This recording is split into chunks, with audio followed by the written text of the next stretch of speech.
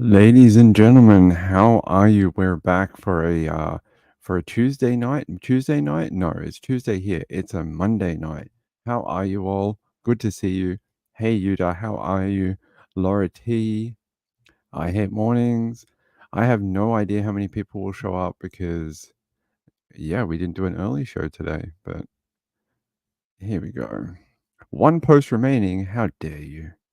I'll take all the posts. All right. Let me set this up. Thank you. I appreciate it. She is here, um, recovering from her operation. So, hey, Angela, Siana, Mamma Mia, good to see you all. Hey, guys, how are you? I am here. I promise. Just a bit slower than I normally am. Thank you. I appreciate it. I think she'll feel better now. So, the surgery was a success. She should be much better now. And, hopefully her quality of life gets a bit better. Yep, fast recovery. She's a little sore right now. She's on the couch. She's on the couch right now. A little sore. Oh no, your fridge died. That always sucks when that happens. Hey, Sienna, RX girl. Hey, how are you? Good to see you. Kathy Lynch, good to have you too. Rachel. All right, shall we get into it? Shall we get back to normal operations? I think operations, no pun intended. Um, let's talk about Jessica Barnes. We haven't talked about it in a while, but more and more information is coming out about her prior history and her history with this husband. I don't know what name you want to call it, but sure. They married in secret apparently. Family didn't know, and now she has been missing since early August. Now this is from South Carolina.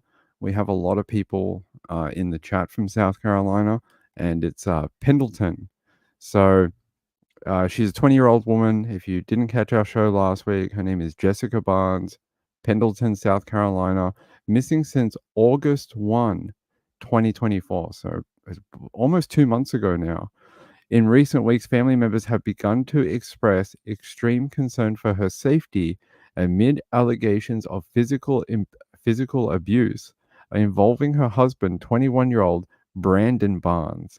Last Friday afternoon, a home the couple shared with two young women was searched by multiple law enforcement agencies. The residence, located at 102 Laurel Drive, is within the city limits of Pendleton. Actually, let's have a look. 102 Laurel Drive. Let's have a look at the property. No, nope, not that one.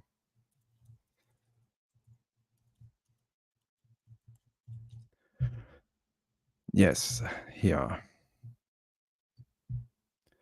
Let me go to maps, and it's 102. Let me get down here. 102.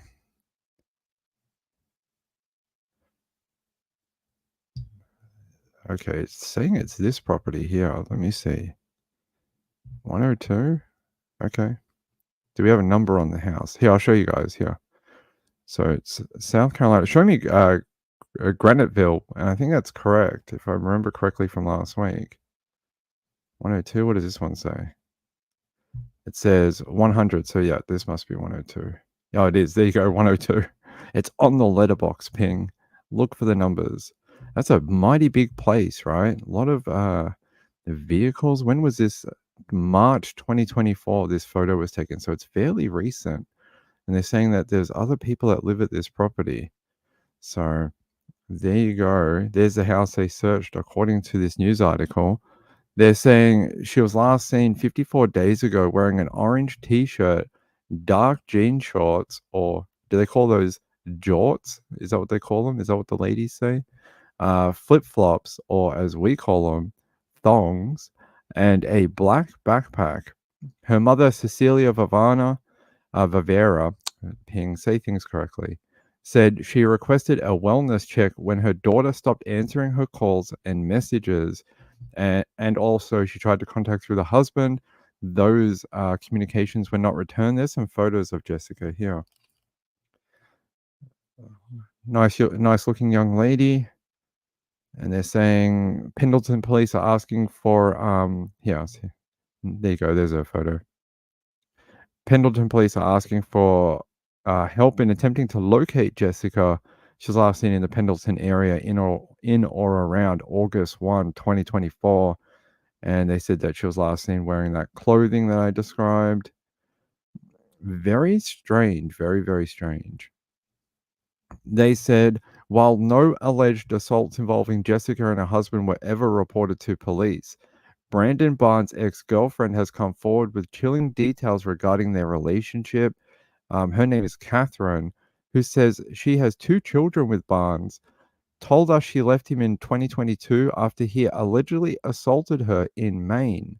According to her, Barnes isolated her from her family by breaking her phone, blocking her family and friends on social media. She's also accused him of routinely locking her up inside their home.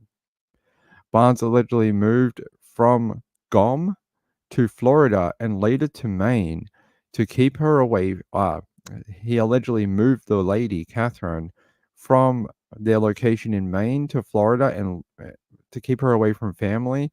While living in Maine, they said she was assaulted by Barnes while pregnant for eating too much. She provided the media outlet with a copy of a protection order she had obtained against him. They said she has decided to speak up after she heard Jessica had gone missing and concerned for the young woman's safety after recognizing parallels between her story and Jessica's. She's provided information regarding the abuse she allegedly sustained at Barnes' hand to investigators investigating this missing person, possibly more type of case. They say the family of Jessica released a statement this weekend expressing their deep appreciation for the overwhelming outpouring of prayers, love, and concern for Jessica during this incredibly difficult time. We are deeply moved by the support from our community, friends, and those who have reached out to show their care for Jessica. While we cannot comment on the progress of the investigation into her disappearance, we can confirm that no suspects or persons of interest have been named by law enforcement at this time. The case remains very active, and authorities are continuing to work this case as a missing person investigation. I would say their tone and language has changed since we last heard from them last week. Last week, they were very interested in sharing a lot of the background into what they knew about Mr. Barnes and their daughter's relationship with him and what they thought might have happened. Now they're coming out with this statement that very much sounds like it's been gone over by law enforcement. This is such a law enforcement type statement that they give to families. Like, read this out, tell this to the people following, and it definitely sounds like they've been asked by law enforcement to stop commenting on the investigation. But I mean, I guess they just want the investigation to continue. So blocked because of Disney content. Who has blocked me? I didn't block anyone. I'm not Disney. Who's Disney?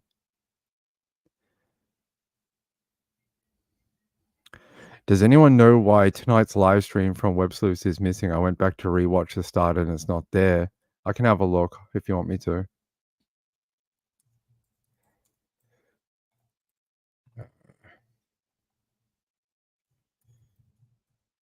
Give me a second. I can log in and see what's going on. Might have got pulled for some reason. Trish pulls things depending. All right, let me have a look. View. Let me see. View on YouTube.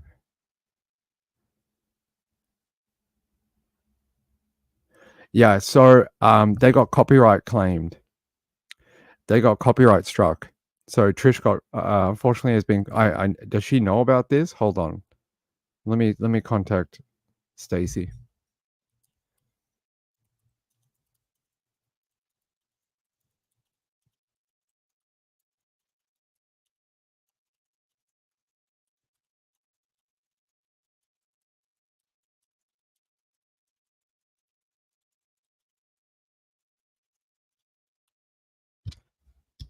Alright, I've got in touch with, Stacy. Yeah, right, we are investigating. Yeah, oh, you have a new icon? Did you guys get new icons for this month? You guys have a green color now? The green one's pretty good. Yeah, I've reached out to them, they'll fix it. It takes a little bit of time, so the options they may be given an option to trim it out. That's one or mute it or remove the video or whatever. It takes a little bit of time. It takes anywhere from like 10 minutes to a few hours. So it'll probably come back at some point. It could be. I remember when I did the Turpin case, that case, any video you play seems to get struck instantly from ABC. So if you use any of the videos from the ABC interviews that the children did, you'll get struck like that, like instantly. They are so quick with it. No worries. I don't mind helping. Oh, you want your green icon? You'll have to. How do I get a green P? Robbie, let's see if it works tonight. Do we have enough people in the chat that don't have a membership? 1, 2, 3, 4, 5. Do we have a fifth? That's okay. We'll do it. Give me a second. Hopefully this will work and I'll give away some. Hopefully it works tonight. I'm going to give away some memberships if I can. No promises. It's not been working for a couple of days. All right.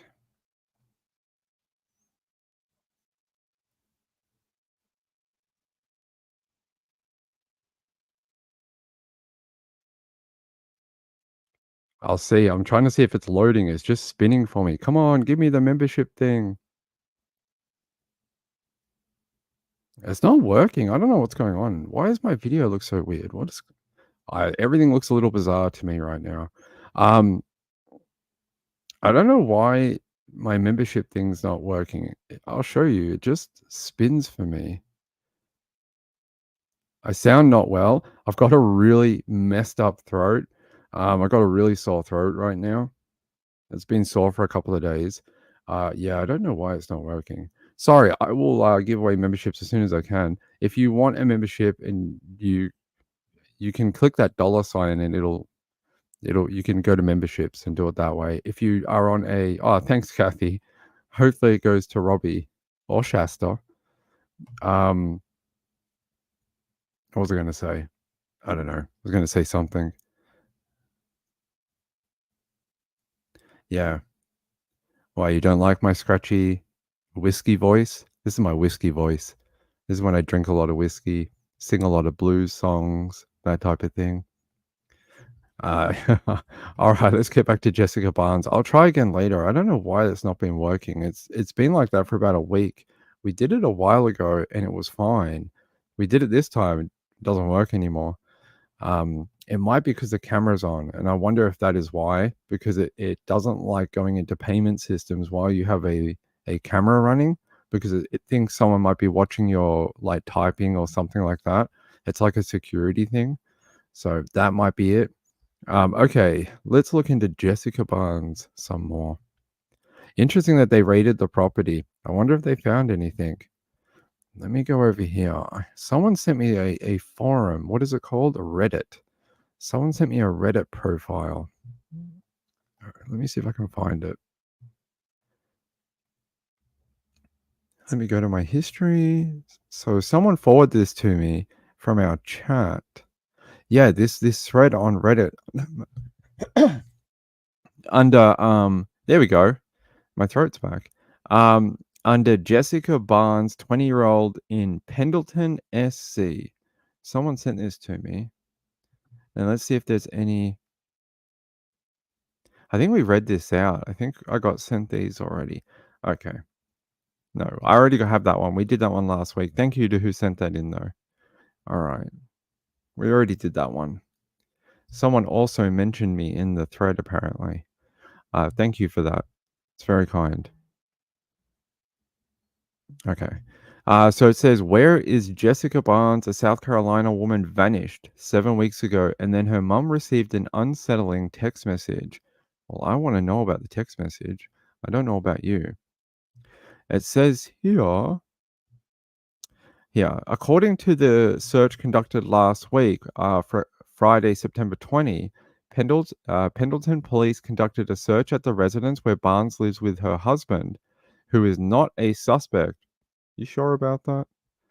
Authorities were searching for clues, articles of clothing, and electronic devices that could help provide indications about the woman's current whereabouts. Crosby tells People magazine they recovered several items, including a phone that has been sent to the crime lab for processing. All right. Okay. Barnes's mother, her name is Cecilia Bavara, said on September 10 she received a text message from her daughter which did not sound like her. Oh, we've seen those in other cases. Don't you love when people pretend to be the person that's missing or in trouble? We've seen that before. They say Crosby, who's been in contact with Vivara, confirms to People that she has claimed several times that she received text messages from an account under Barnes's name, but doesn't believe them to be her daughter.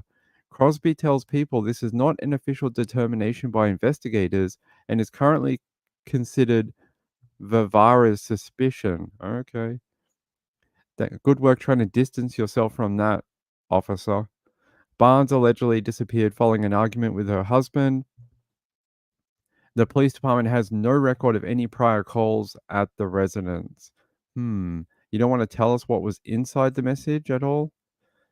They're saying as part of their investigation, police also tracked the couple's roommate's car to a location frequented by the couple with phone call records showing Barnes's husband drove the vehicle to the location.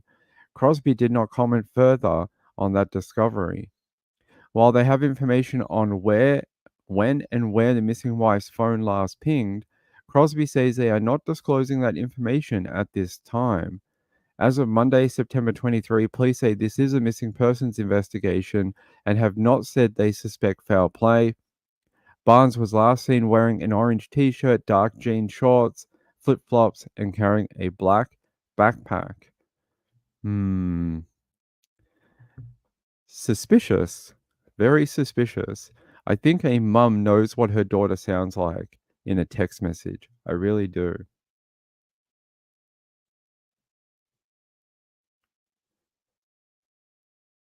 The membership icon wasn't working last during the entire show. However, earlier today I was able to join without any problems. Maybe it'll be working tomorrow. Yeah, it's been acting very odd. She's very quite young, 20 something. What is she? 20. I was going to say 20 and then I was like, wait, she might be 22. She's 20 years old, hasn't been seen since August 1st. That's a long time. That's not like she went missing for the weekend.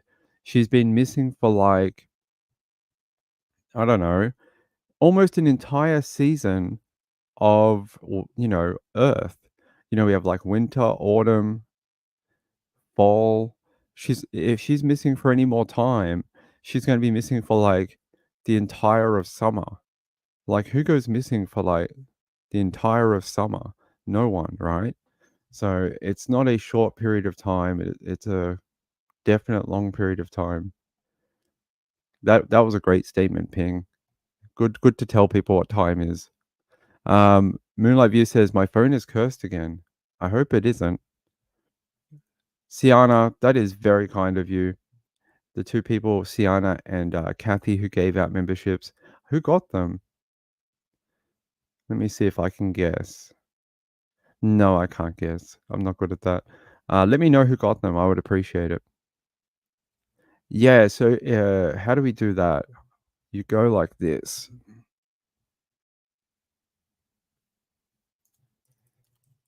My brain's working a little slow today for some reason. So if we go here and I go into my membership panel, there's like a little thing I can copy down here. There we go. So if you're on an Apple device, you have to use this link. Otherwise it doesn't work. The other way to do this is go to my main page on my channel, and then in the URL bar, just click on it and put a / and then join, and it'll pop up with the membership. Kathy says, "Did you read about the?" Yeah, we did it yesterday. We even showed you the location and the route of where his name is Austin King. Austin King. Here, Mr. Austin King. There he is, Mr. Austin King. He is missing on that really tall mountain, Eagle Peak, and he was supposed to go from like the river to the mountain. Oh no, yes, from the river to the mountain, then back again, and then he never made it back. And they are looking for him. His name is Austin King. I don't have an update at all. All I know is that another search party went out today, and other than that, they haven't found anything that I know of. Let me see. Yeah, I don't see anyone saying he's been located or nothing like that. 2 hours ago, still missing in Yellowstone National Park, according to what's this? The Star Tribune. According to the Star Tribune, they are saying he is still missing. Yep, Austin King. Yeah, let's have a look. Eagle Peak area. Yeah, okay.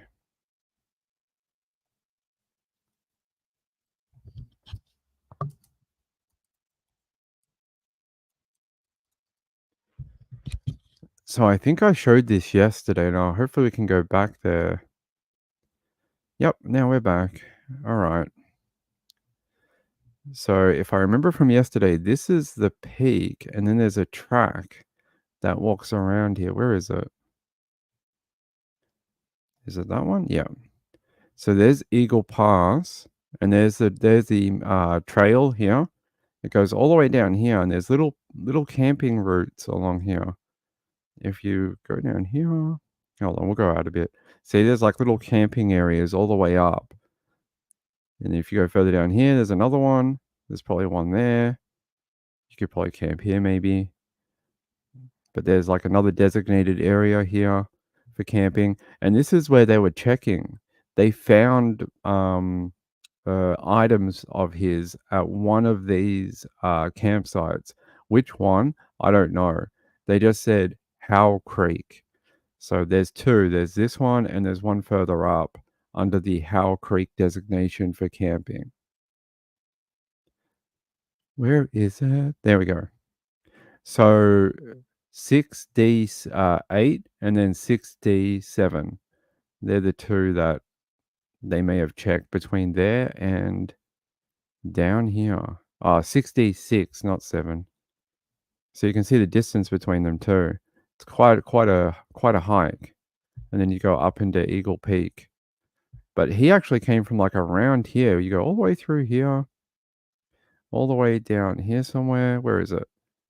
Up, down, up here? Brimstone, Terrence. So this is where he started. Terrence Point, got onto here. You walk around the river, start getting into the mountainous area, and then it splits. You can either go that direction on Thoroughfare, which is what they believe he did, and then you go down here across the Beaver Dam Creek. You go all the way down here. It's like you're heading south, but you're not.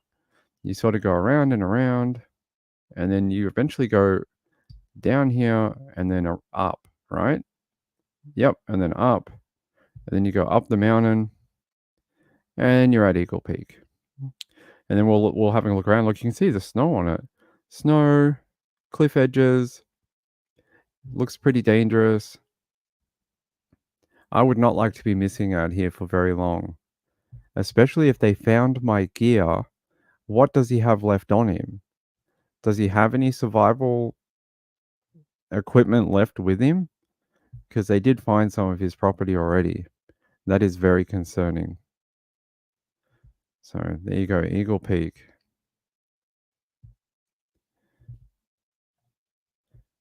Hey, Cracker Cold Case. Hey, good to see you. Thank you for becoming a member. I appreciate it. Hey, FFS. Good to have you back. Hi, Ping. Learned about you from Web Sleuth's first time here. I appreciate it. Thank you. Thanks to Trish at Web Sleuths for talking about the channel tonight. I appreciate it. It's very kind of her. We'll have to do something again. We haven't done a stream with each other in since we did the 24-hour live stream back in July. Sean, hey, good to see you, buddy. Hey, Evil, good to see you. Four Sons Mom says, I'm from Star Valley. My brother in law says most likely wolves or a bear. So sad to think of the possibilities. If he had any food, a bear will dig right into it. You know, when he went missing and then they found part of his stuff, but they can't find him, my first thing was a predatory animal as well. So each year on Websleuth's channel, we do a 24-hour live stream celebrating the life of JJ and Tylee Vallow. We do that for to raise money. We normally give money to a charity, and Trisha's on the air for about 24 hours, but I come on, I'll do the overnight hours, and then there's other guests and things like that. We've been doing it for, was this year 5 or year 4? I can't remember, but we've done it for almost half a decade now. Rachel said, I'm worried too. I sent Ping the post yesterday because that's a very difficult area with bad weather. Actually, what is the weather there right now? Because in this photo, it looks like it's snowing. Look, you can see all the snow-capped mountains everywhere. But what is it today? What is it today? Let's have a look. I'll look up Eagle Pass weather.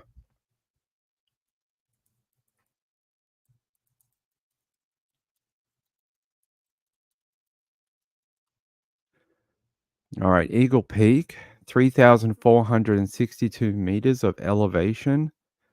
Let's have a look at the mountain forecast. It's currently 5 p.m. Okay. Might update every 6 hours. Let's have a look. So it looks like they've had cloud base down to, well, it's about almost 4,000 meters. Wow. And what's the temperature? So they've got a max temperature some days is as low as 5 degrees, and at night -2. And some other days up into the double digits, and they stay like that overnight. So you're looking anywhere from about -2 to about 11 degrees, 12 degrees, but most days it's between 2 and 8 degrees, Fahrenheit. Is that Fahrenheit or Celsius? Let's have a look. Fahrenheit? I can't tell because sometimes it might be telling me in Australian Celsius. I would have had F if it was. It probably would have F if it was Fahrenheit. Can I change it to Fahrenheit? Maybe it is because this is an American site. Look, whatever it is, it's freaking cold. It's very, very cold. That is not a great. Let's have a look. Forecast map over the. What does it say? Refresh this. For some reason, could not be loaded. This might be a temporary issue. Okay, well, good for you. Looks like there might be some. Let's look at the temperature maps. No, what is wrong with you? You broken today. Apparently, it's broken. We might have to go to a different site. Mountain forecast, National Weather Service. All right, let's go to National Weather Service.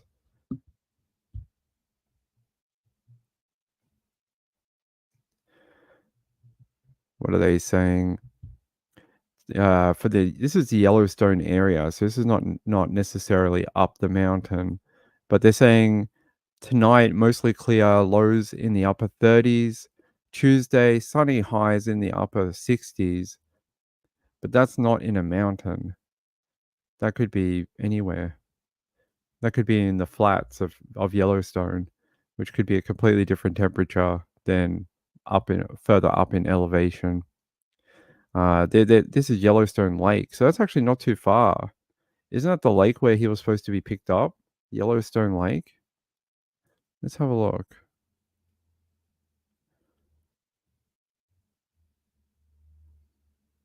Is that the lake where he was supposed to be picked up?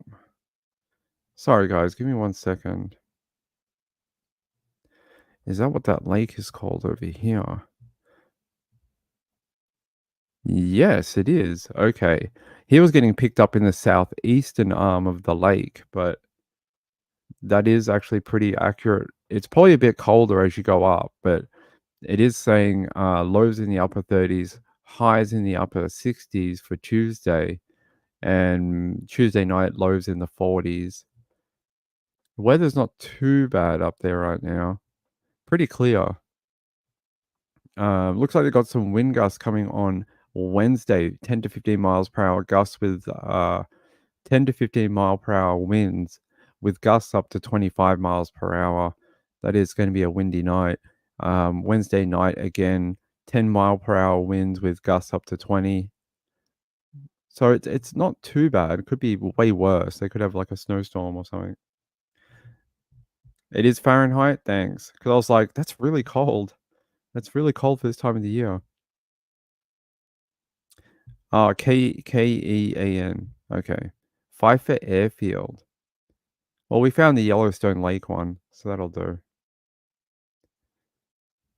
So it's not too bad out there, but I'm guessing the more you get up the mountain, the worse it probably gets. Like with any type of elevation, it ain't gonna get better. It's gonna get worse. Let's have a look. Anything about Austin? 5 hours ago from ABC4 in Utah. Anything here? No, they're still asking the members of the public for help. They're saying Yellowstone National Park is asking members of the public for help in search efforts for an employee who was reported missing September 20. He was a concession employee at the park. He's about 6 foot tall, weighs about 160 pounds, has brown hair and hazel eyes. Last seen wearing glasses, a black sweatshirt, and gray pants. The fact that they found parts of his belongings really worries me, that they can't find him, because it means he doesn't have things to keep him warm, keep him safe, somewhere to sleep, that type of thing.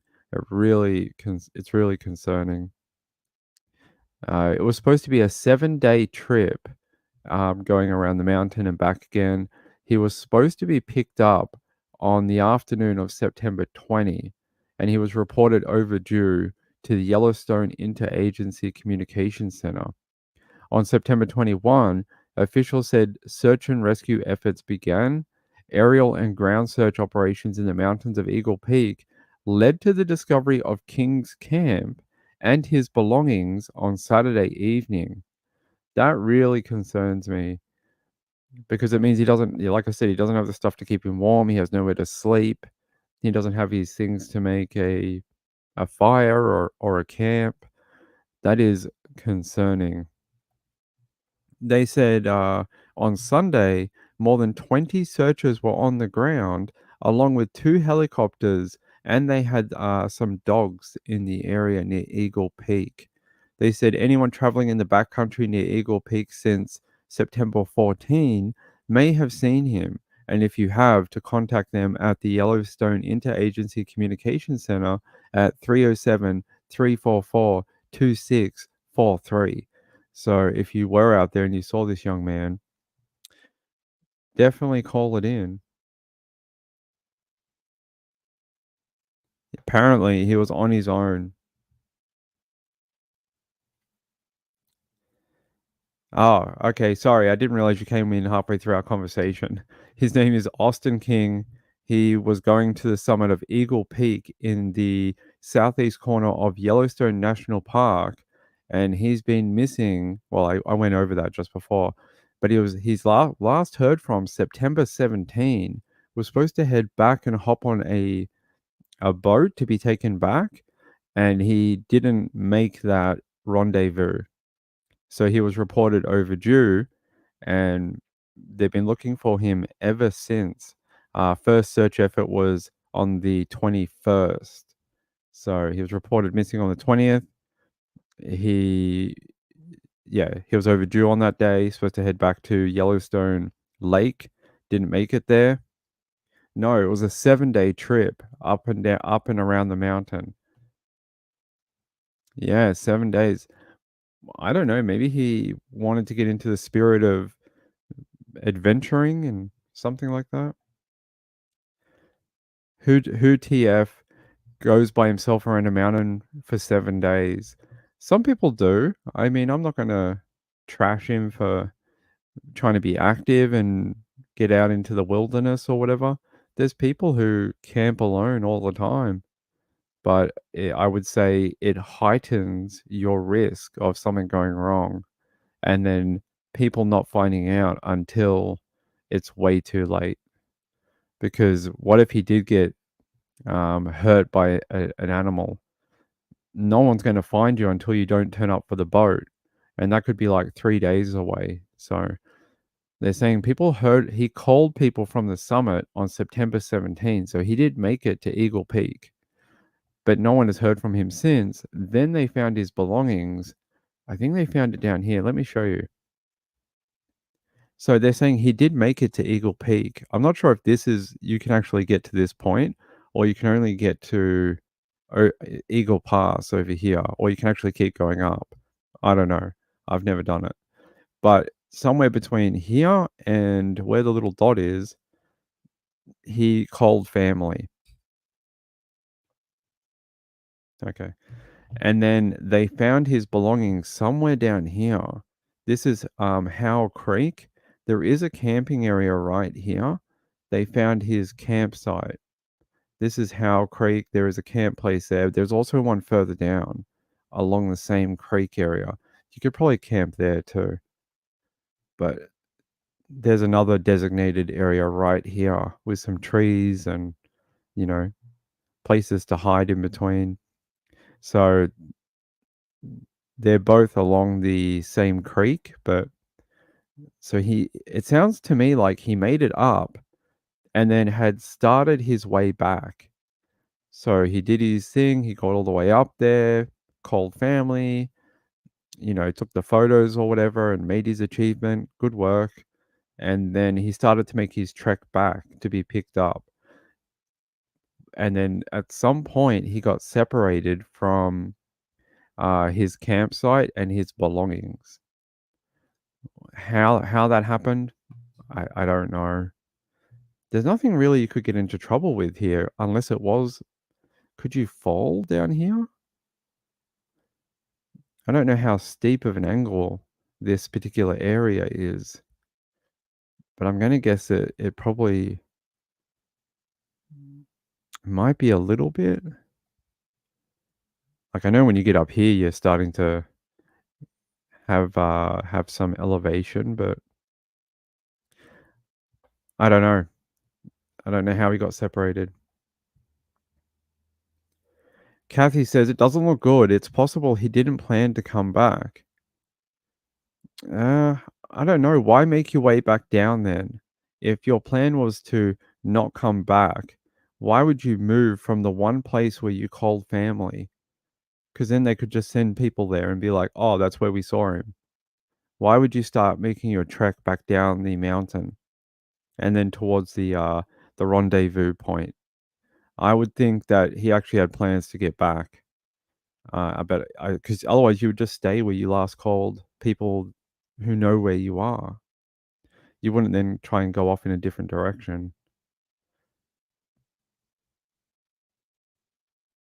Yep, failed to arrive at his rendezvous. Yeah, I'm from the city too. I wouldn't do it. I'm from the I've never been in the country that long. A search is underway in the park's southeast corner for Austin King, a man from Winona, Minnesota. King, who was on a 7-day backpacking trip, failed to arrive at his scheduled pickup. Yeah, the scheduled pickup was over here. I'll show you. Where's my map? Here it is. So he was right there. His scheduled pickup was you had to go all the way down and then over here. And his scheduled pickup, I'm guessing he was going to get picked up at Terrence Point, which is where he got dropped off or where he started. So I'm guessing he was going to make his way back down here. This is the river, and this is the southeast arm of the river. This is where they said in the media article that he was starting his journey and where he was gonna make it back to. So what happens if you hopped on a boat here? Where do you go? Over here? Is there like a little city or something? Oh, a lake ranger station. Maybe over here. This looks more like civilization. There's a hotel and parking and things like that. There's cabins, or maybe over here or something. There's more civilization more up here.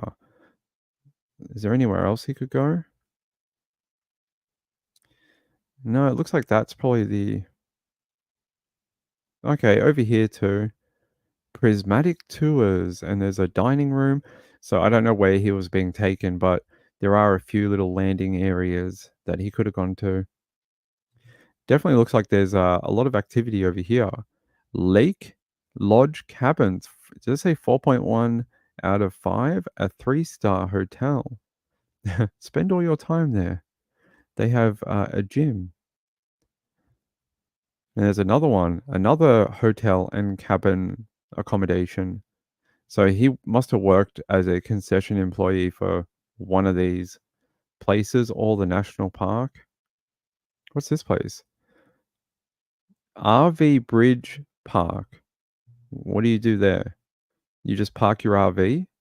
I'm guessing that's what you do. That is a lot of RVs, if that's what they are.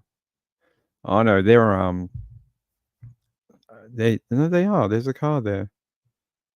There's a car pulling a RV camper. Okay, so yeah, I'm not sure where he was heading, but I knew where he came from, which is that southeast corner down here, Terrence Point. Pretty flat, being next to the river. So there you go.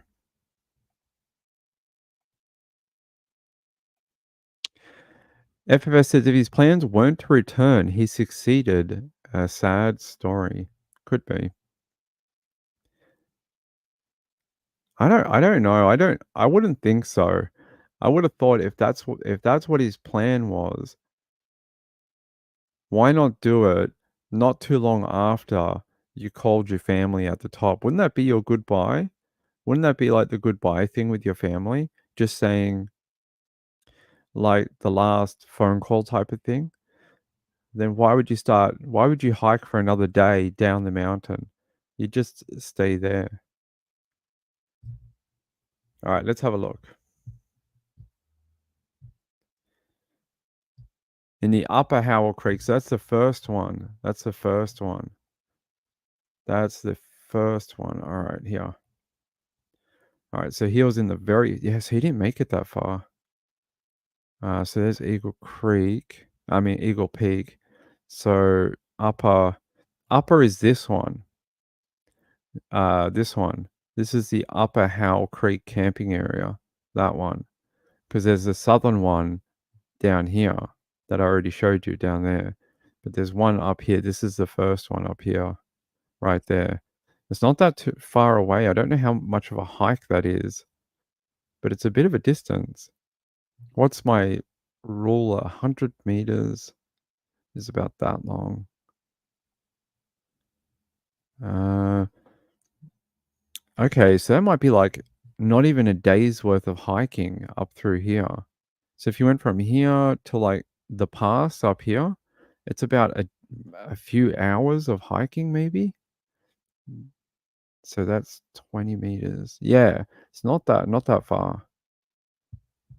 Probably a morning's hike up the mountain from that campsite. Hmm. There you go. There's that campsite. Yeah, they're still looking for people. Cracker Cold Case says that's what's posted, what we know it says. Yeah.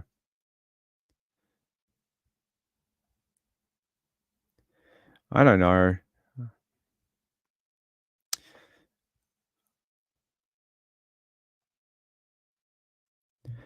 FFS says there's no telling. I mean, it's possible. He probably figured it would be hard in that terrain for anyone to find his remains.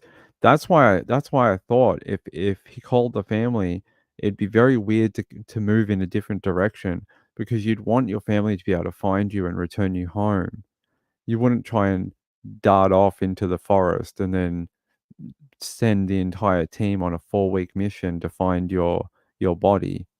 You just do it at the top. Someone would come across you eventually. You get returned home. Very sad story, but yeah, everyone's welcome here. Why? Who said they weren't welcome? Get the guns, Rachel. Get the guns. We will get them. Yeah, the search and rescue's out. They had drones, a dog, a search team, 20 people, a helicopter. They put out the full cavalry. Everyone they could find, everything they could get to look for him, they got. They got a helicopter, even a drone. I'm pretty sure I heard they had a FLIR drone go up during the night to try and look for him in the dark to see if they could find a body heat signature. But so far they haven't seen anything. All right, let me see if I can find. There's another link from like 2 days ago. Let me see if I can find it for you. 16 hours ago. No, not that one.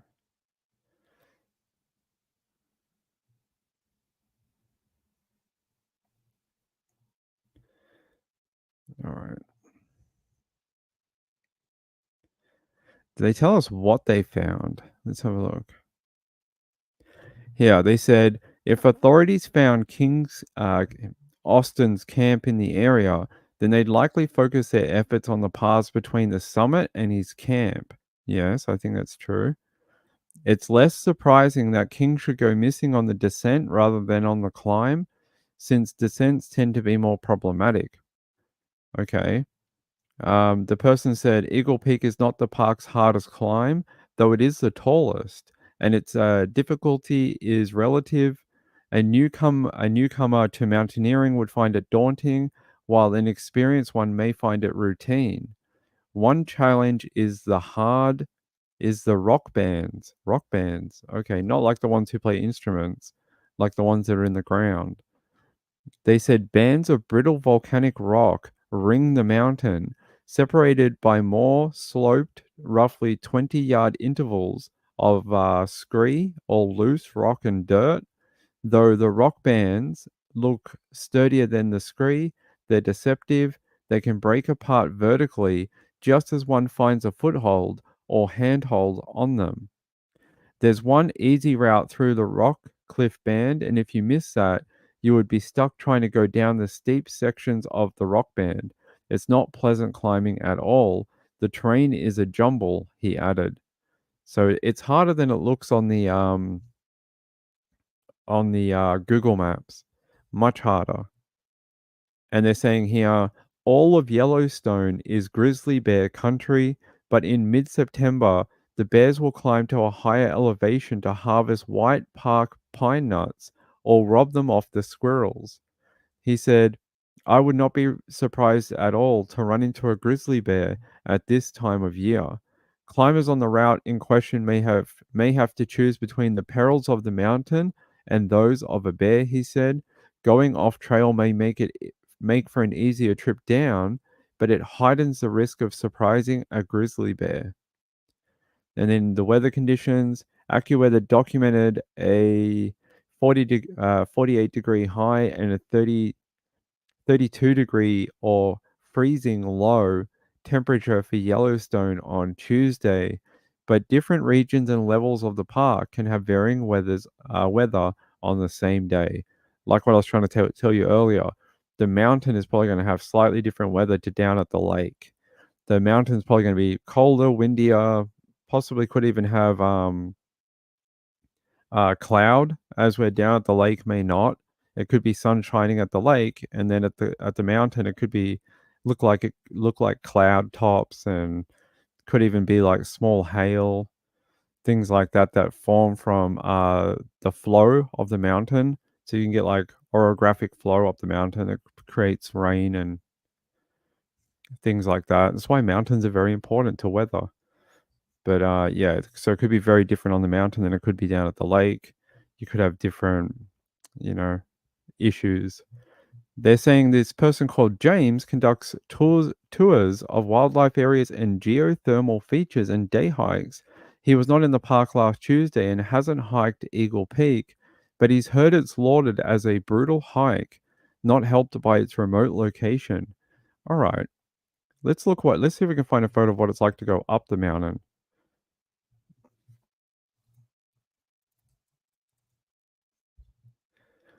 Oh, holy crap. Okay, I don't want to do it anymore.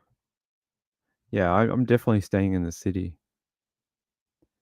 So this is the route up, apparently. That is much steeper than I was expecting. That is why they have designated camping areas. Now it makes sense. Um, oh, that is a hell of a climb. So are these rock bands that they're talking about? These features on the like from here and then here and then here? Are these those rock banding that they're talking about that goes up? And then you have this scree area in between. That's what I would have thought. A keyhole. Okay. So this is what I would have thought. This is that scree area, and these are the rock bands. So you can probably climb up most of them, but some of them you're going to have to go over. Geez, what a hike!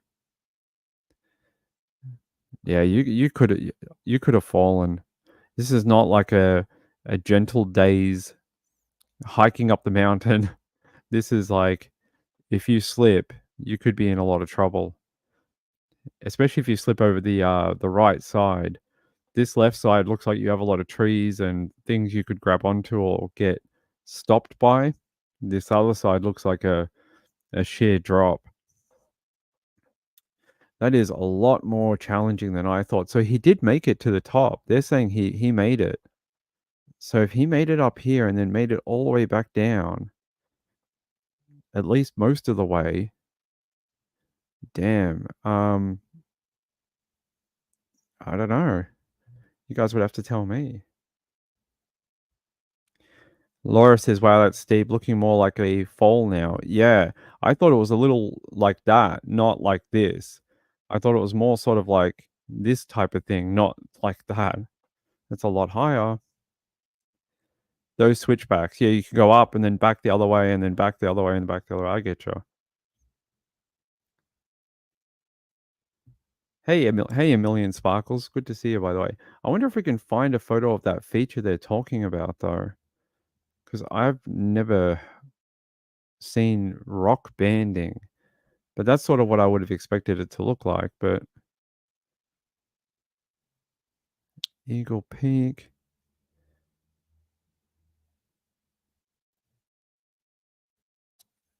Just trying to see if we can get like a different view for you. There we go. That's not the one I was hoping for, but okay. No, that's a not a good photo. Let's have a look.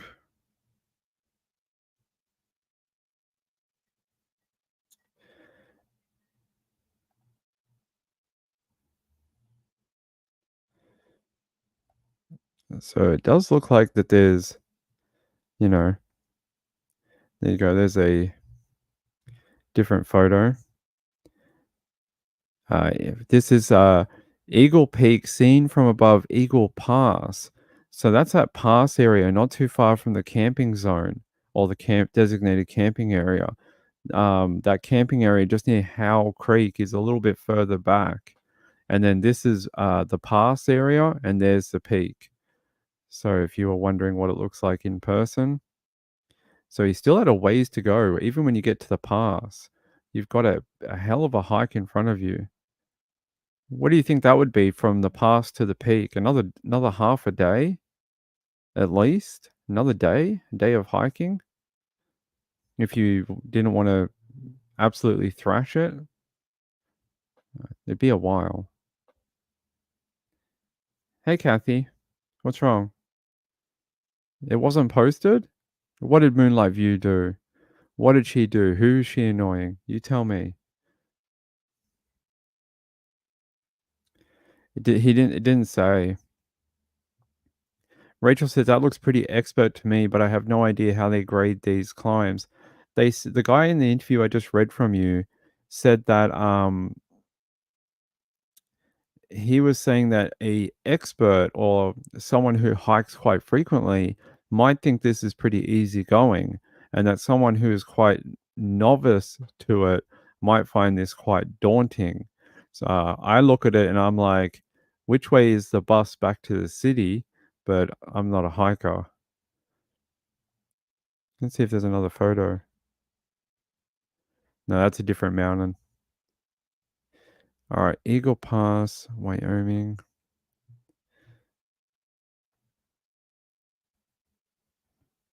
See, look at that. There's another photo of it. That doesn't look like you wanna mess with it. If it's the highest climb in the park, they said that it's there. That looks worse than what I would have thought. But hey, it's a mountain. That's why they call them mountains. Saying here, it was named because of its resemblance to a spread eagle. So take that as you will. History up until the 1930s, most park officials and geologists believed that Electric Peak near Gardenia, Montana, was the park's highest peak, not Eagle Peak. It's ranked as the 218th highest peak in Wyoming and the 2,252nd highest peak in the US.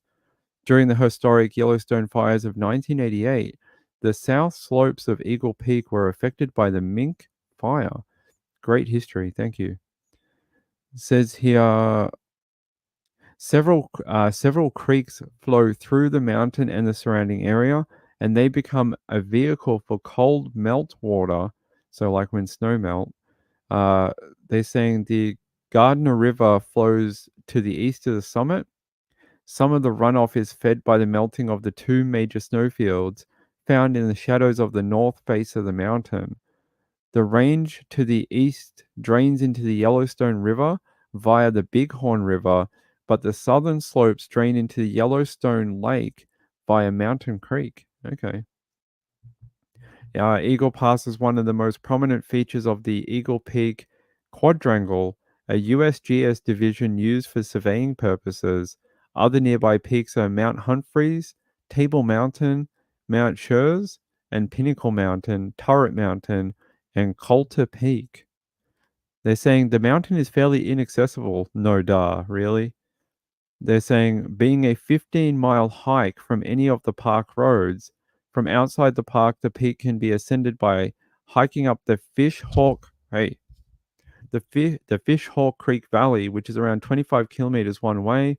It is also climbed from inside the park by sailing, yes, he went on boat, to the southeasternmost tip of Yellowstone Lake. Yeah, that's the southeastern quadrant.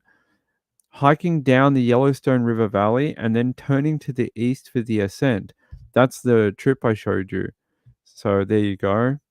So you hike down the Yellowstone River Valley and then turn east. Yeah, it's sort of you go in a loop and then go up. So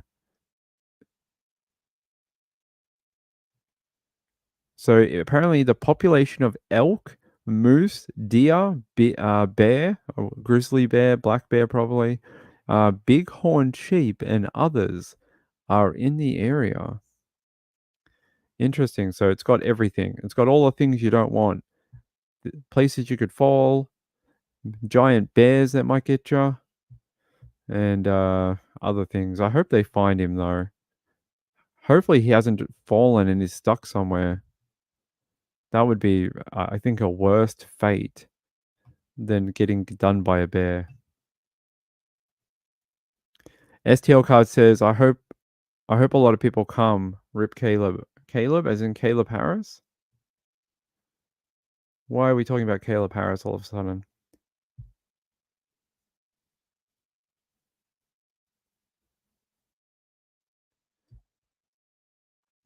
I'm trying to find out why we're talking about Caleb. Is Caleb having a memorial? You have to tell me because I haven't seen it. Please go out of chat and hit the like button and then come back in. Do you have to leave the chat to hit the like button? Rachel says Sad is not looking good, but he's young. The only thing I got is that he's quite young, quite fit, and maybe has more survival chances than maybe someone a little older. I don't know. Someone in the chat said, I hope people go to Caleb's something. Here, STL cards. I hope a lot of people come. Rip Caleb. Who the hell's Caleb? Caleb Harris? That's the only one I know. DJ says in June, not far from his apartment. Oh, yeah. The remembrance ceremony is this coming Sunday, Saturday, Friday. Caleb Harris was the young man who went missing after ordering some Uber Eats to his apartment, and he is from Texas.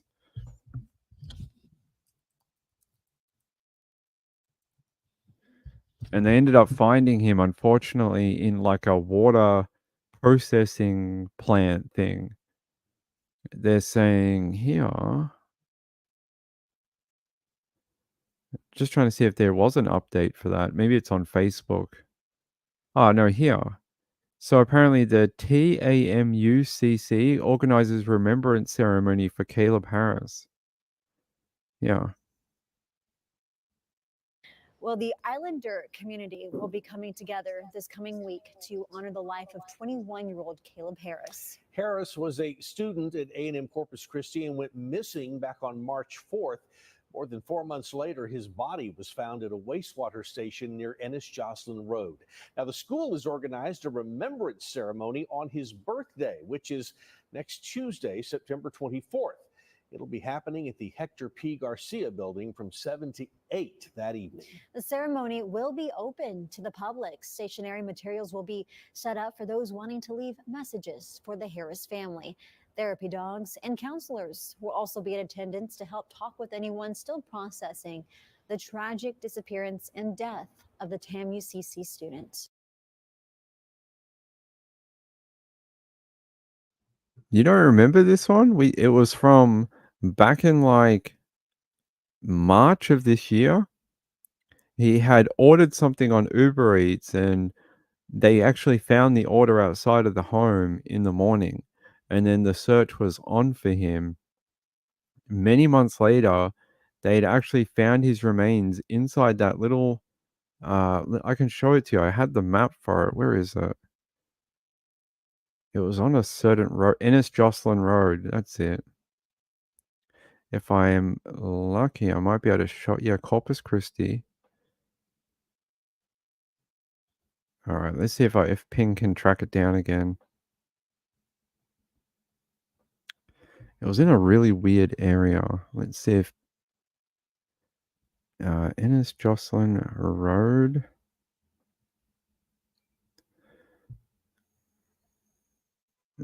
That's not this thing here.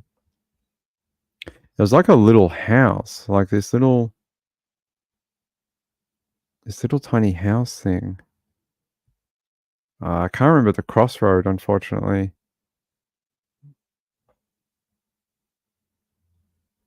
Here, I found it. Sorry, it took me a minute. So this is the little pump station thingy, and you can access it from here, from Lexington, if you wanted to, and you can walk through here. We saw it on a news video. This is not gated off at all, I don't think. You can literally just walk through here down the side of these properties, walk through all the way here, and you end up at this little pump station or whatever they call it. But they reckon it had a lock and it had a fence around it. So I don't know how you get in there. You can also access it from this side too, from Ennis Joplin. You can get in through here and walk through the this bit. There's a fence around it, but not around this. There is a fence around this building too, a little fence, but it seems like they're only protecting whatever this black thing is. I don't know what that is. Car park, farming land. I don't know. but you can access it through this side. Some people reckon he may have got into here, like into the waterway, and then was swept somehow into this treatment plant. But I don't know how you get in there from the river. But yeah, look, very sad story. How you end up there as your final resting place. Yeah, it was a locked building, so how the hell do you get in there? What do you think happened? What do you think the chances are? All right, let me give you a scenario. It's late at night.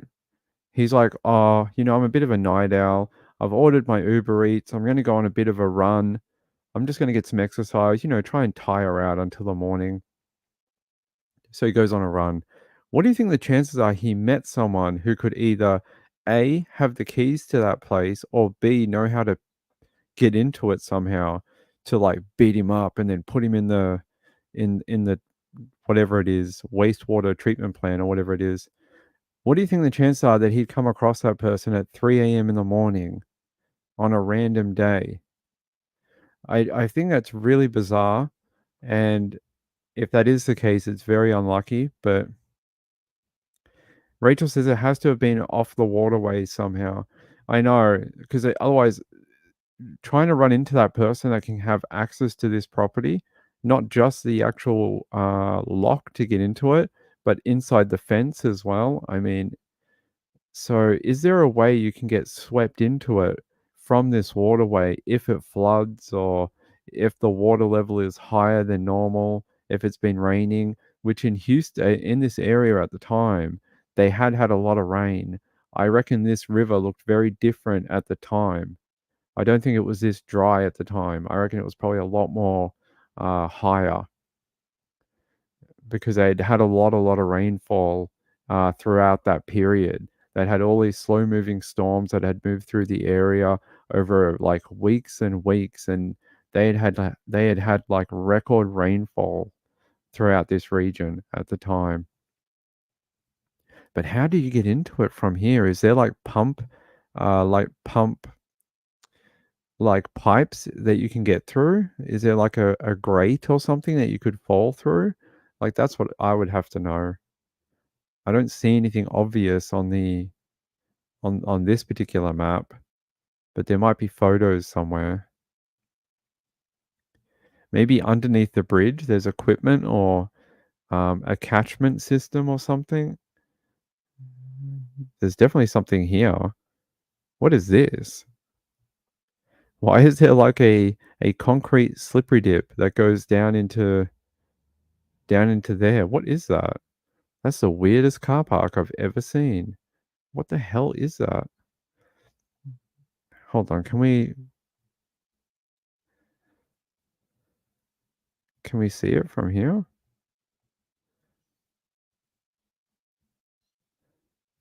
Why is that like that? Well, who blurred this? They're like, please, please don't look at the tree. The tree is very offended when people look at it on Google Maps. Please don't do that. If we're gonna have to start blurring it, because the tree's very sensitive to its privacy. I don't know. Yeah, see here in this photo, you can see it's much higher, right? In the above view, it looks almost dry, like there's been no water in it for a very long time. But here you can see it's quite high. Been a lot of water through there. Even this side, look.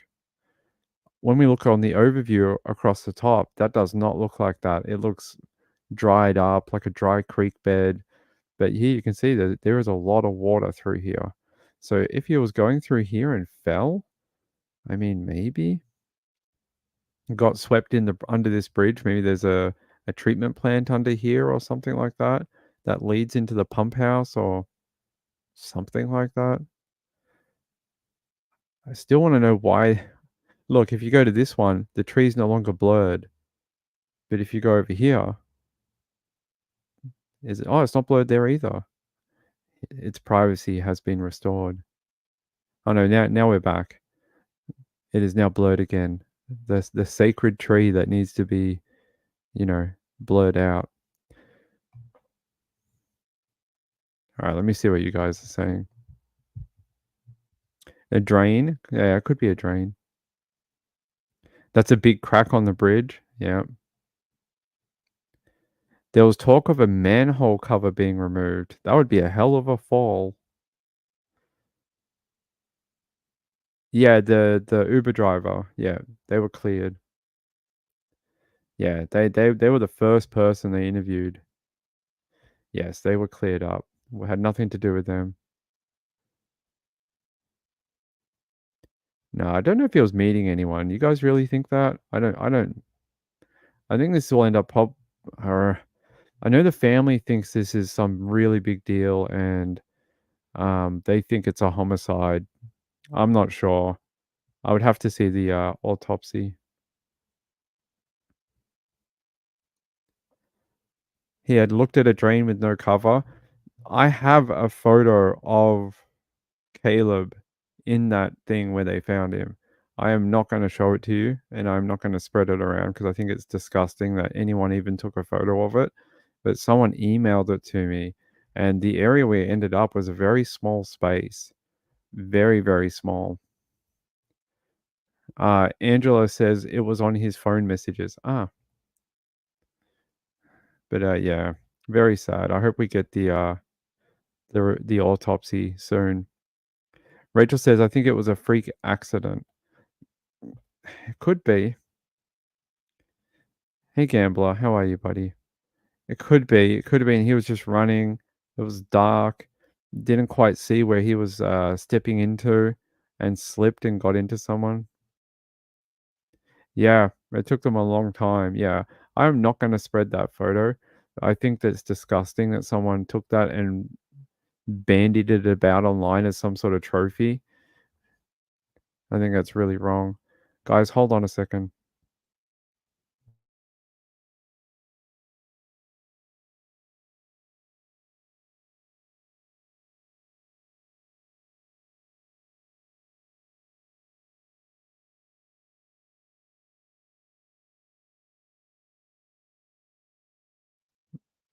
I think it was a worker, one of the people who was working in the rescue took the photo. Caleb Harris. They couldn't get him out of the location where they located him for hours. Yeah. For Kathy, I'm going to show you a catch-up video for it. Since for some reason you don't remember it, I'm not even sure why. Yeah. Let's go to Ken's 5, as DJ tells me to pronounce it. Thank you, Vanessa. Our other top story at 6, the cause of college student Caleb Harris's death will be difficult to determine, according to Corpus Christi police. The New Braunfels native was attending school in Corpus Christi when he disappeared. Police confirmed the remains found last month are Caleb's. KENS 5's Mike Jimenez spoke with the Corpus Christi Police Department today about the investigation. The results of a DNA test confirming the worst. The body of Caleb Harris, who had been missing for months in Corpus Christi, found in a wastewater well. Through the lens of the criminal justice system, it provides you probabilities, and that's obviously more probability than any other person on the planet several times over. Corpus Christi Police Deputy Chief Billy Breedlove speaking today about the investigation, which remains active. Harris' remains were found on June 24th in a wastewater collection well, not far from his apartment, where he was last seen on March 4th. Now, one of the biggest questions remaining is how did he get there? Still probably the part of the investigation that will remain under investigation. Police say on April 18th, they did receive a tip about a manhole cover missing in a farm field 600 feet away from Caleb's apartment. After draining the well, nothing was found.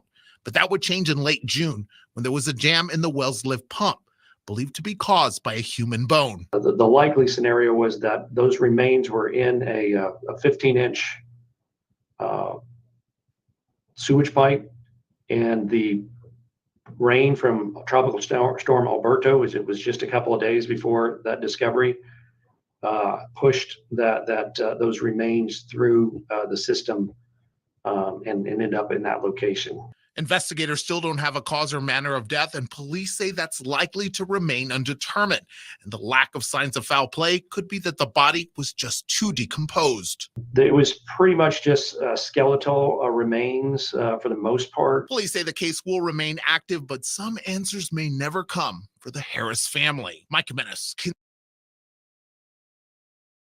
Also have the latest out of So when I jumped off to show you this photo, I pushed my mic and my entire microphone setup fell.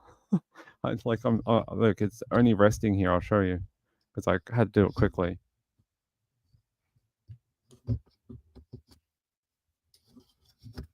The entire thing fell on the ground. I just moved it, and for some reason it wasn't connected to the desk properly.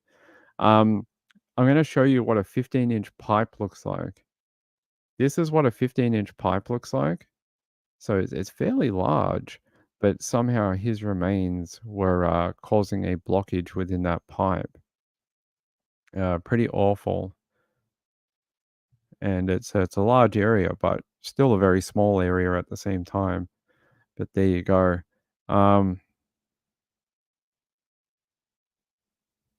Yeah, just so you get a size, you know, what you have, how big that area was. But like you heard, he was found within that pump house. So definitely had to have made it from a different area. But yeah, where's that little?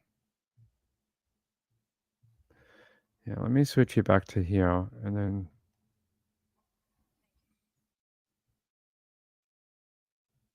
So there's that where they think the top might have been missing from that. And there's that pump house that I show you on the map. Looks very tiny on the map. But there's that fence, and it's actually got barbed wire all around it. And there's that pump house. It's fairly large. It's not as tiny as it looks on the mapping. But there you go. There's that bridge that we were just on, and looking at the sacred plant that had to be, you know, has to have its privacy for some reason. Is how did he get there? Still, yeah, I don't. Yeah, is that last photo he took? Right near the bridge. Right near the bridge. I mean, it's possible. That's a really, if that ends up being his death, that he fell through a manhole cover that was not there at the time. I don't think you'd wish that death on anyone. How awful. Yeah, exploding mic.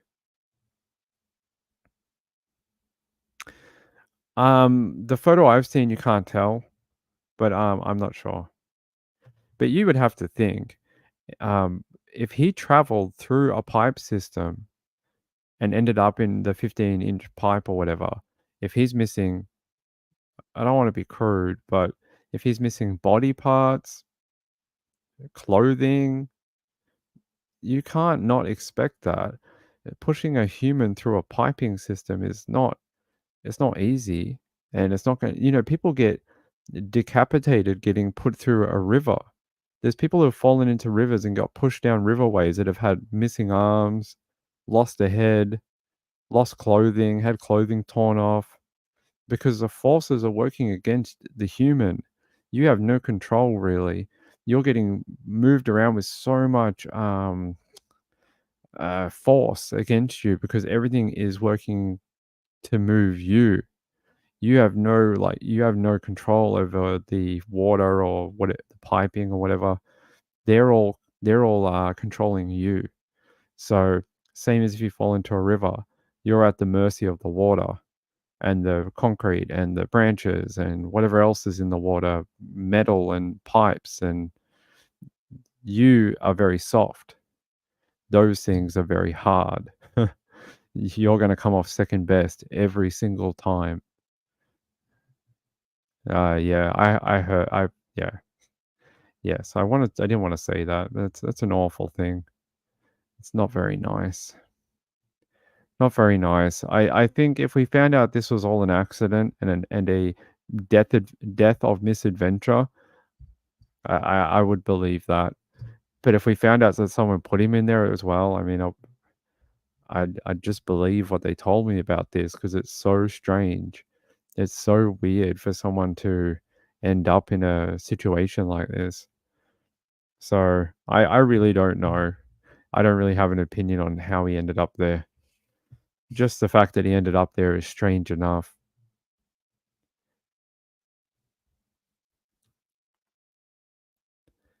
Yeah, Kathy says, I know of a man who was violently pulled into a pipe by rushing water. His friends tried to hold on to him as long as possible. There was a young boy, Kresha's friend, the little boy that was playing in the street, and he got pulled into a stormwater drain and was in hospital for a long time, ended up passing away from his injuries. So it happens quite frequently. The forces against you are immense. All right, guys, give me 1 second.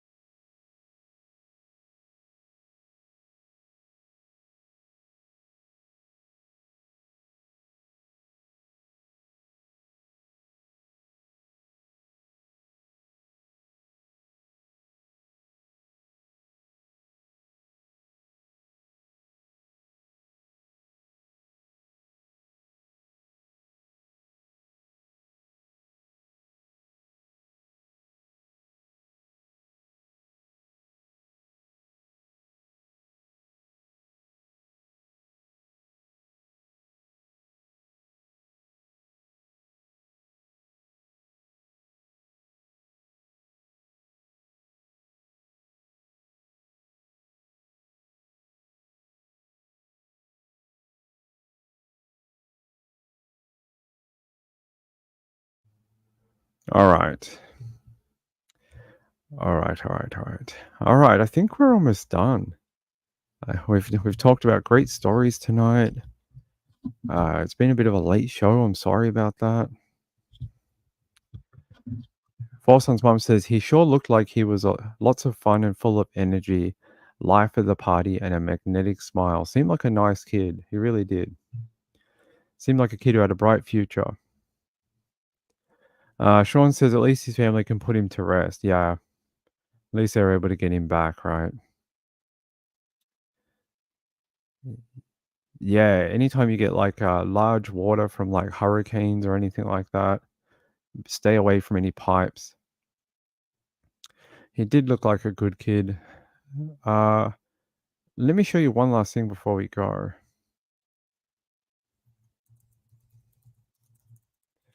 So apparently hurricane season is not done with us yet. Hurricane season, we still got one more to go maybe. Let's talk about tropical cyclones or hurricanes. If it'll load. Let's get back to the tropics and maybe a better explanation of what's going on here and why we already have watches up in place across Southwest Florida and the lower Florida Keys. This wind field comes from the National Hurricane Center's products here. And again, this is the tropical storm force wind field, not the damaging wind field, not the hurricane force wind field, but just the tropical storm force. And so with this getting close to the Florida West Coast and here, when we consider the time in which it will happen from south to north, that's why the watches are already in play. So what's that look like for the lower Florida Keys here going into Wednesday and Thursday? Likely looking at sustained winds ramping up at 20 to 30 miles per hour. And when some of those stronger rain bands swing up, we could see gusts up to 50 miles per hour. And over the course of the 2 days, could see up to 3 to 6 inches of rainfall. Storm surge, yeah, we are talking about a small surge here, maybe up to 2 feet. So that's what we're considering across the lower Florida Keys. Now, we move into the metro area of South Florida in that same time period for Wednesday and Thursday. Sustained winds maybe around 20 to 25 miles per hour. Our wind gusts could push up to 35, 40 miles per hour, perhaps maybe greater with some of the rain bands. And our rain totals at 2 to 4 inches. But we get into some of those heavier rainfalls again across the area.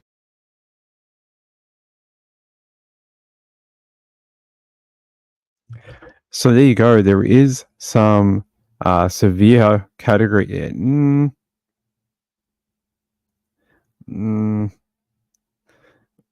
don't know. The category 5, we'll see. Let's have a look. Let's look at the Storm Prediction Center. Hold on, SP. No, Let's go to the National Hurricane Center. National Hurricane Center. Let's go to the Atlantic. It's this one. So they're saying this should turn into a hurricane called Helene. So it should turn into Hurricane Helene. So apparently right now the disturbance is forecast to intensify and be near hurricane strength when it reaches the far northwestern Caribbean Sea Tuesday night. Tropical storm conditions are expected over portions of western Cuba and the northeastern coast of the Yucatan Peninsula, with hurricane conditions possible. The system is expected to intensify into a major hurricane before it approaches the northeastern Gulf Coast on Thursday. While it's too soon to pinpoint the exact location and magnitude of its impacts, the potential for life-threatening storm surge and damaging hurricane-force winds along the coast of the Florida Panhandle and the Florida West Coast is increasing. Hurricane watches and additional storm surge watches will be issued for a portion of that area Tuesday morning. Residents should ensure that they have a hurricane plan in place. We'll see. What we're going to have a look at is what they call rapid intensification. And one, we'll have to see that on the satellite images, but two, going to have to see if that occurs during the hurricane hunters when they head out there and they drop the probes into the center of the hurricane. They take readings and they monitor them every 6 hours. So every 6 hours they go through another fly through the eye, and they drop more probes down that goes from the middle of the hurricane all the way to the sea surface, and it measures everything: pressure, water temperature, intensity of the storm, wind gusts, things like that. And you'll see if it does end up taking that rapid intensification, we will see it, and you'll see the hurricane start to build. You will see it start to look more symmetrical, and the eye will start to look a lot stronger. When they first sort of start, they almost have like a teardrop looking shape to it. When they become really strong, you almost get that what we call one stadium effect when you look into it on certain times of the day. It gets really symmetrical, very deep, very clear. That shows you've got a very strong hurricane. Then you look at the outer bands. How organized are they? How symmetrical again is the storm? You don't want it to look too crazy on one side and nothing on the other. If it looks very much like a buzzsaw, you're looking at quite a strong hurricane. And yeah, there you go. I'll tell you more when it gets closer. I'll do more storm coverage when it gets a little closer to it. I've already seen it. I saw it months ago. I love it. It was great. At first, I hated it. I was like, this is going to suck. Then I watched it and I fell in love with it. I love it. New Twister, fantastic. Yeah, I would wait. Let me see if I can find a satellite image.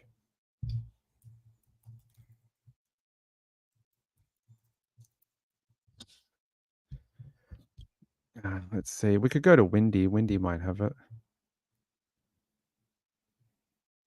There we go. It's not a great image. It is nighttime.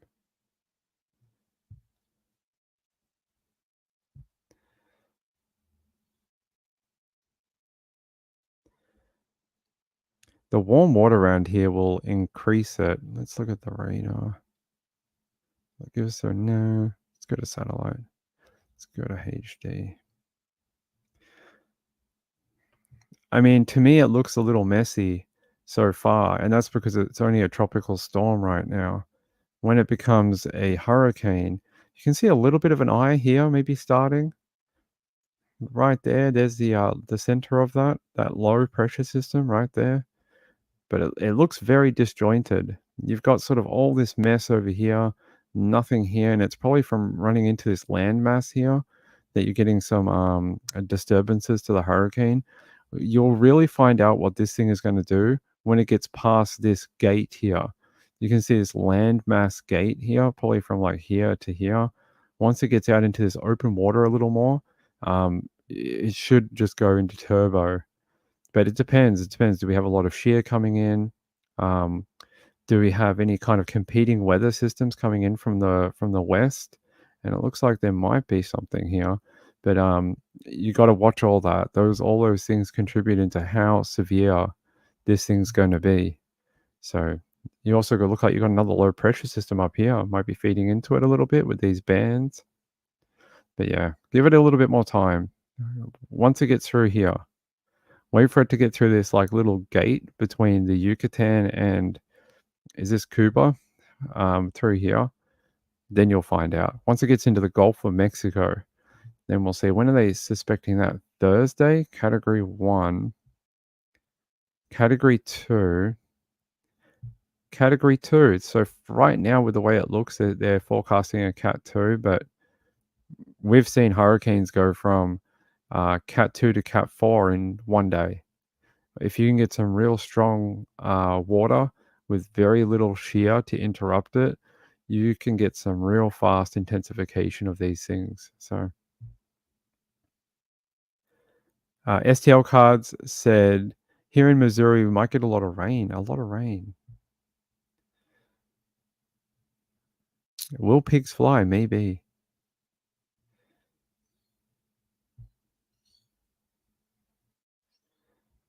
Hey, Kelly. How are you, my sweet friend? I'm still here. It's nice to see you for once. I know you get up quite early to deal with your children, so we don't often get to see each other. Yeah, we're on real late tonight. By the way, I want to thank, I don't know if this person wants me to say anything, but I want to say thanks to Sean. Sean, thank you very much. I appreciate the donation for today. And my secret admirer, that is very nice of you. That's what I always say when she ever donates.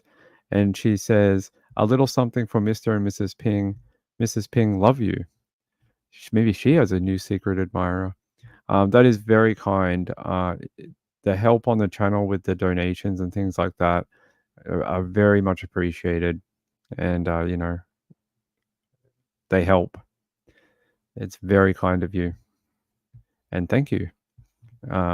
Yeah. I think that's about it for tonight. But do you guys want to see more hurricane coverage as this makes it through? I'm very eager to do more hurricane stuff because I enjoy it and I can talk for hours about hurricanes. So this will be interesting. Look, Tallahassee right in the fire line too.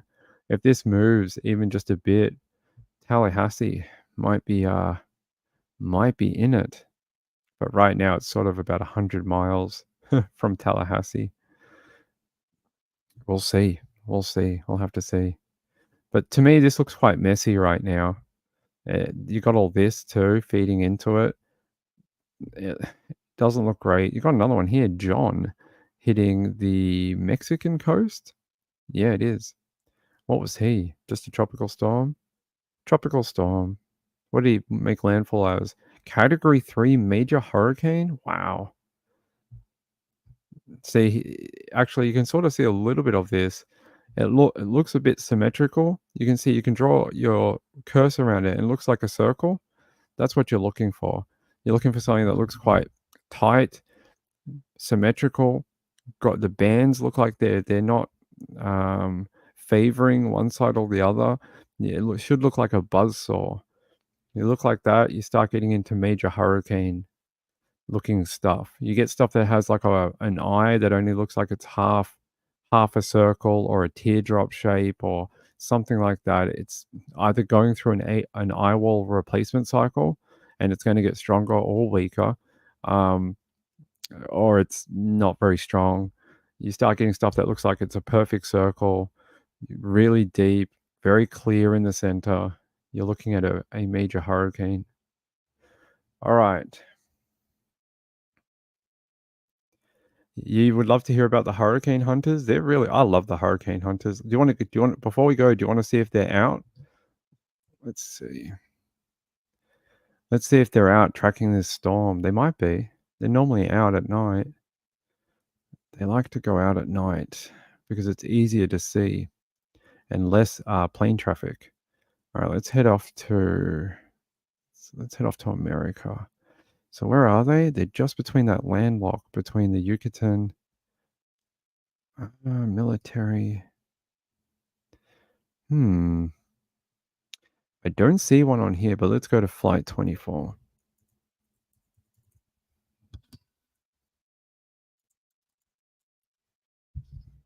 Sometimes they show up on Flight 24 and not the other one. And sometimes they show up on the other one and not Flight 24. It's a little random. All right, let's go here. So share this tab. The NOAA aircraft is out. Here it is. This is one of the Hurricane Hunters. This is the smaller plane. This is the Gulfstream. So this is like a private jet. This is the small one. This one takes samples of around the hurricane. They don't tend, if they do fly through the hurricane, they fly at really high altitude, and they don't tend to go through the middle. They kind of fly around it and take samples. The one you're looking for that is the really big one.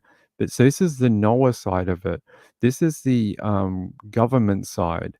So NOAA, what is it, North American Oceanic and whatever Association. This is their government department side of the Hurricane Hunters. So that's one. They also have a bigger airplane too. Do they have a big one out at the moment? Not that one. I don't see one out right now. Just the NOAA aircraft. So normally they come from here. They come from Biloxi. So if you're up in Mobile. So normally around here they fly out of Biloxi. They can fly out of here or Lakeland here. I don't see one though. Probably in a couple more hours. But it is interesting that the NOAA one is out. Unless he's over here. No, I don't see it. No, there's no military one out right now. So you get two sides. So you get from NOAA, and they'll fly this and a Hercules, and then you get the one from the actual Air Force, and they have their side of the Hurricane Hunters too. And they sort of split it. They split the shifts between NOAA and the military. So sometimes they're out at the same time. Sometimes they'll go out, and then when they come home, the other one goes out. So they sort of time it, and they have different schedules. But I don't see the other one out right now. They normally have like a 3-letter name with a number. Not out right now. Just our friend from NOAA, who is coming from Lakeland. But this is only the little one. This is not the big one. This one doesn't fly through the eye and take the readings. This one sort of samples the air around it, looking for certain things, but still does an important job. They are Hurricane Hunters. So there you go. He's flying out to the hurricane right now. There you go. Oh, he's so tiny on the screen, but there you go. So he's trying to make his way down here into Cuba and Mexico, trying to get to the hurricane down there. Just trying to see if there is one out. Is there a thing we can do? Let's get out of this. No, that's a different country.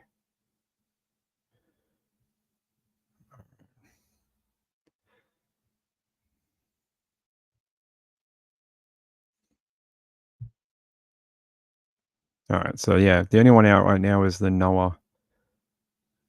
So that'll be it until the military one gets out. Yeah, Kathy says, I didn't realize the military was involved. They are. There's two. They have the NOAA one and the military side. The air, what do they call it? The Air Force. So the Air Force does it. What is it? The National Oceanic and Atmospheric Association. Yes, that's why they have a plane that goes up and tests the hurricane. All right. All right, that's it for tonight. Hey, have a great day out there tomorrow for Tuesday. We'll be back for a new show tomorrow at should be 9 o'clock tomorrow. We're late today because of the surgery and stuff. Okay. Hey, I love you all. I will see you tomorrow 9 p.m. Thank you to the people who sent in memberships for people, Kathy Lynch and Sienna, and welcome new member Cracker Cold Case. Thank you so much. And it was nice to see everyone here tonight. Thanks to my secret admirer for the donation. That really helps. And Sean for your donation tonight. Both of you. That is very kind. And yeah, hopefully my throat's better by tomorrow. I hope so. All right. Good night, everyone. Love you all. Peace out. Bye.